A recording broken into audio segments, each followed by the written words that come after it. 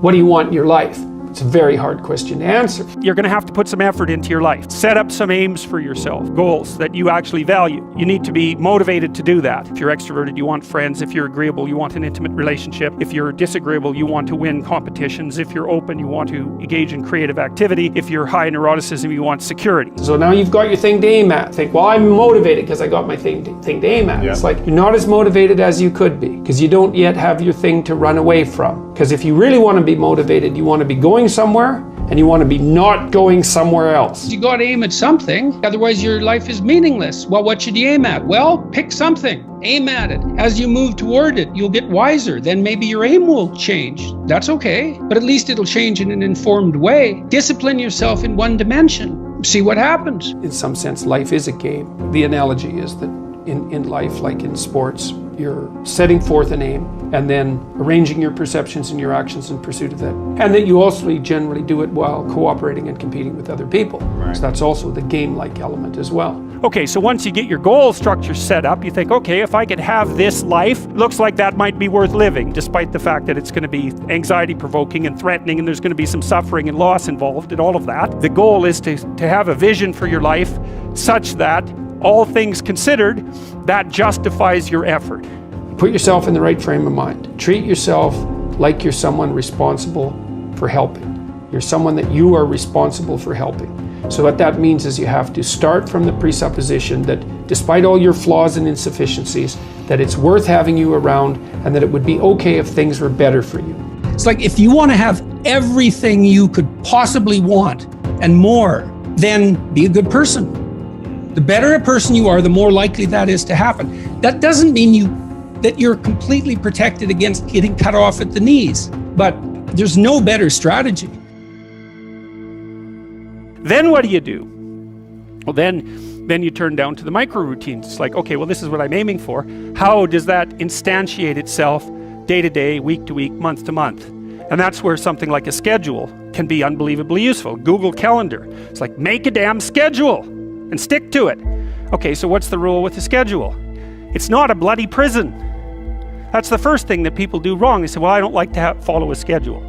It's like, well, what kind of schedule are you setting up? Well, I have to do this, then I have to do this, then I have to do this, and then I just go play video games because who wants to do all these things that I have to do? It's like, wrong. Set the damn schedule up so that you have the day you want. That's the trick. It's like, okay, I've got tomorrow. If I was going to set it up so it was the best possible day I could have, practically speaking, what would it look like? Well, then you schedule that. And obviously there's a bit of responsibility that's going to go along with that, because if you have any sense, one of the things that you're going to insist upon is that at the end of the day, you're not in worse shape than you were than at the beginning of the day, right? Because that's a stupid day.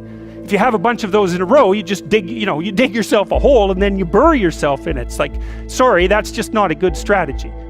Now it's okay, now you got your vision. You're trying to get through a territory you don't understand. And here's your option. No map, a map that's not so good but has some things about it, or a great map. Well, obviously the great map is the thing you want, but the map that's something is way better than the map that's nothing. Plus, as you explore, because of your map, you can start to fill in the details. Let's say you aim at something and you develop some skills along the way, and then you get like a third of the way there and you think, oh, that's not for me. It's like, well, yeah, fair enough, but now you've still got the skills you developed. You know exactly why it's not for you now. And then you can bring that wisdom back, even though it's not perfect, you can bring it back to your next plan. And so as you plan, you get better at planning, which is the crucial thing. So then we say to people, take your positive vision and make it into 8 stateable goals, right? So, and then rank them in a hierarchy, break the goals into incremental goals so that you have a reasonable probability of succeeding within some time frame. That's the other thing. You have to parameterize it with regards to time frame. That's right. And when you're in the zone, you're expanding your skills in a manner that's intrinsically rewarding because you're succeeding. And so you want to set, if you're good to yourself, you think, okay, I need to set a goal, but I need to set a goal that someone as stupid and useless as me could probably attain if they put some effort into it. Right. And then you've got it perfectly, because it's not so high that it's grandiose or impossible that you fail necessarily and then justify your bitterness. Well, I set a goal and I didn't attain it, so I'm not going to set any more goals. Right. It's like, no, you set a goal that was inappropriate. And you're playing a trick on yourself because you wanted to fail so that you could justify not having to try, which isn't helpful. You're still going to be a victim. It's like, there's no way out of that, man. So, because life is a challenge that in some sense can't be surmounted. So there's no way out of your problem. But there are certainly proper ways of dealing with it. And then the next thing is, okay, you need a rationale for them because you're going to have doubts and people are going to put up obstacles. Why would it be good for you? Okay. Why would it be good for your family if you attain that goal? Why would it be good for the broader community? Because if it's a good goal, it should be good for you. That's fine. But if it's a really good goal, it should be good for you in a way that's good for other people. Win-win-win. Yes, exactly. And if you're going to decide what your goals are, why not set up the ones that benefit the largest number of people simultaneously? Yeah. Yes, if you can do that. You should start with your own concerns because you have to take care of yourself. Basic needs first. Yes, put your own oxygen mask on, then put your child's oxygen mask on. Yeah, right. And then you can, as you build up the basis of competence locally, you might develop enough skills so that you can expand that outward. And it also gives your goal a certain amount of nobility. And so if someone challenges you and says, well, why are you doing that? That seems stupid. You could say, I'm doing that because it helps me take care of myself, but it benefits my family, and here's the reasons why, and this is the repercussions out into the broader community. People who are putting up objections and doubts aren't armed to deal with that kind of response. Yeah. And then when you have those doubts in your mind that plague you, you say, why am I doing this? Oh yeah, it's because, well, I have to take care of myself, because otherwise I'm pathetic and useless and bitter and cruel, and then I'm going somewhere terrible, so that's a bad idea, and here's how it would help my family, and here's how it would help the community, and that's good enough set of reasons for it, unless I can think of better ones. Right. If without better ones, that's good enough.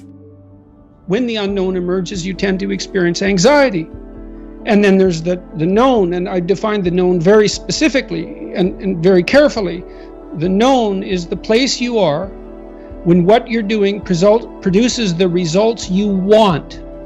And I say want because that brings motivation and emotion into the game. So you're motivated to pursue something, you pursue it, and what you want happens. Not only do you get what you want, but you get validation for the structure that governs your perceptions and your actions.